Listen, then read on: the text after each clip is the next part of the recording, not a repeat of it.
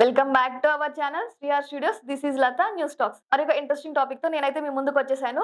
ఈ రోజు నేను మీకు చెప్పబోయే topic Kaveri travels bus fire accident.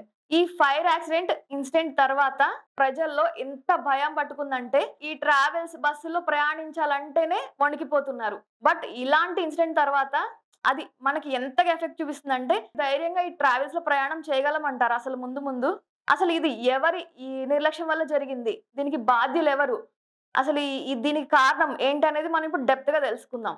ఈ ఇన్సిడెంట్ అనేది ఆంధ్రప్రదేశ్ లోని కర్నూలు జిల్లాలో చిన్నటేకూర్ అనే ప్రాంతంలో ఈ మొత్తం ఇన్సిడెంట్ అయితే జరిగింది. అక్టోబర్ 24న సుమారుగా 1:30 అలా తెల్లవారుజామునే ప్రయాణికులందరూ చాలా గాఢ నిద్రలో ఉన్నారనమాట. ప్రయాణికులు స్పృహలో కూడా లేనప్పుడు జరిగింది అనమాట ఈ సిచ్యువేషన్. దాదాపుగా ఎంతమంది ప్రయాణికులు ఉన్నారు అని అంటే ఒక 46 మంది అలా సుమారుగా ప్రయాణిస్తున్నారు.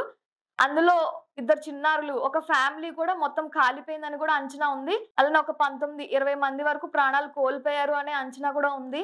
అసలు ఈ ఫైర్ యాక్సిడెంట్ ఎలా జరిగింది, మొత్తం విత్ ఇన్ 10-15 మినిట్స్ లో బస్ అంతా కాలిపోయింది. అసలు ఏమైంది అనేది ఇప్పుడు మనం చూద్దాం. ఈ ఫోటోలో కనిపిస్తున్న వ్యక్తి పేరు శివశంకర్. ఈ యాక్సిడెంట్ కి ఇన్సిడెంట్ కి కారణం ఈ అబ్బాయి అని చెప్పాలి. ఈ అబ్బాయి శివశంకర్ ఎవరైతే ఉన్నారో డ్రింక్ చేసి ఫాస్ట్ గా డ్రైవ్ చేస్తూ వెళ్తున్నాడు. ఫాస్ట్ గా డ్రైవ్ చేస్తూ డివైడర్ కి అయితే గుద్దుకున్నాడంట. అంత వెంటనే స్పాట్ డెడ్ అబ్బాయి అయితే. ఈ ఫ్రెండ్ ఏం చేశాడు, ఈ మృతదేహాన్ని పక్కకి తీసుకొచ్చి బైక్ తీసుకొద్దామని చెప్పేసి మృతదేహాన్ని అయితే పక్కనకి అయితే తీసుకువెళ్ళాడు. ఈ లోపలనే ఈ బండిని అనేది ఫాస్ట్ గా ముందుకైతే దూసుకుంటూ వెళ్ళిందంట. అలానే ఈ పెట్రోల్ కూడా లీక్ అయ్యి మొత్తం అక్కడ ఒక ఫైర్, ఫుల్ కంప్లీట్ ఫైర్ అనేది అయితే వచ్చేసింది అనమాట. Complete fire with in seconds లో కంప్లీట్ గా మొత్తం ఫైర్ అంతా అయితే స్ప్రెడ్ అయిపోయింది. ఇంక ఎవరికి కూడా స్పృహలో లేరు కాబట్టి అసలు ఏం జరుగుతుందో కూడా ఎవరికి తెలియదు. ఆ బస్ డ్రైవర్ మాత్రం వెంటనే అలర్ట్ అయిపోయి వెంటనే దూకేశాడట. అసలు అతను దూకేసి ఈ ప్రయాణికుల్ని కూడా చూడండి అసలు ఎంత నిర్లక్ష్య ధోరణో. ప్రయాణికుల్ని కొంచెమైనా అలర్ట్ చేసుంటే ఇంకొంతమంది అయినా ప్రాణాలు దక్కించుకునేవారేమో. బట్ ఫస్ట్ దూకేసిందే డ్రైవర్. ఇంకా మిగిలిన వాళ్ళు లేచే లోపే మొత్తం ఫైర్ అంతా అలా ఎక్స్పెండ్ అయిపోయి 19-20 మంది ప్రయాణికుల వరకు అయితే కాలిపోయారని చెప్పేసి సమాచారం ఉంది. ఈ సీటర్ బస్ ని స్లీపర్ బస్ కి అయితే వీళ్ళు మ్యానుఫ్యాక్చర్ చేశారు. దీనిలో అయితే ఎమర్జెన్సీ ఎగ్జిట్ డోర్ లేదు, ఫైర్ అలారం లేదు. అలాంటి మినిమం సేఫ్టీ ప్రికాషన్స్ ఉన్నా కూడా కొంతవరకు అయితే ప్రమాదం ఇంత అయితే జరిగేది కాదు. చాలా వరకు అయితే ప్రాణాలు కోల్పోయేవారు కాదు. సో ఇది దాదాపు 10-15 మినిట్స్ లో మొత్తం బస్ అంతా కాలిపోయిందంటే చూడండి అసలు ఎంత ఫాస్ట్ గా జరిగిందో.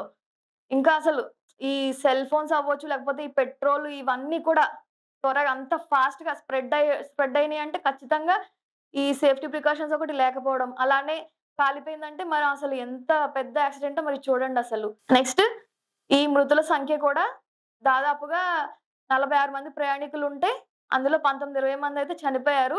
2 చిన్నపిల్లలు ఫ్యామిలీ కూడా ఉంది అని చెప్పేసి సమాచారం ఉంది.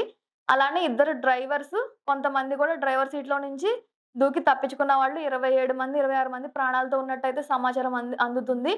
సో డ్రైవర్ కొంచెం ప్రయాణికులను అలర్ట్ చేసి ఉంటే చాలా వరకు బతికేవారని కూడా చెప్పవచ్చు. పోలీసులు అయితే ఈ బస్సు సిబ్బంది మీద కూడా కేసు అయితే నమోదు చేశారు. ఇంకా ఈ ఆంధ్రప్రదేశ్ ప్రభుత్వం ఏదైతే ఉందో, ఈ ఆంధ్రప్రదేశ్ ప్రభుత్వం ఈ మంటల్లో కాలి చనిపోయిన కుటుంబాలకి కొంతవరకు అయితే ఆర్థిక సహాయం అయితే అందిస్తామని చెప్పింది.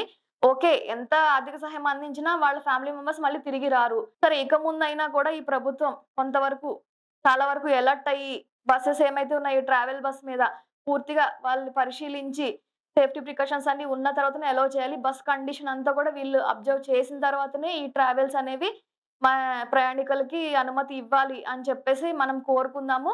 మనం కూడా అసలు ట్రావెల్స్ బుక్ చేసుకునే ముందు ఈ ట్రావెల్ అసలు కొంతవరకు ఫీడ్‌బ్యాక్, దీని మీద ఏమైనా కేసులు ఉన్నాయా, అసలు కండిషన్ ఏంటి అనేది కూడా మనం కూడా అవగాహన అనేది ఖచ్చితంగా తెచ్చుకోవాలి.